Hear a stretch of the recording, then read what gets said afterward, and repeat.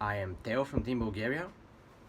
How did their participation in First Global shape your path in life? Hi, my name is Rada, and I have participated in First Global Challenge 2017 and 2018 as part of Team Bulgaria. I'm currently studying neuroscience at King's College London, and I can definitely say that FGC was a memorable and enriching experience. It wasn't just about being creative and solving technical problems.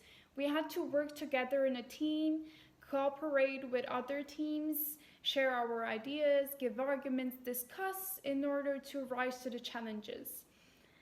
And this is probably one of the most important transferable skills that you should always be working on, no matter what your field of interest is. And finally, I'm very proud of Team Bulgaria this year. They're doing a great job, and I wish them lots of success.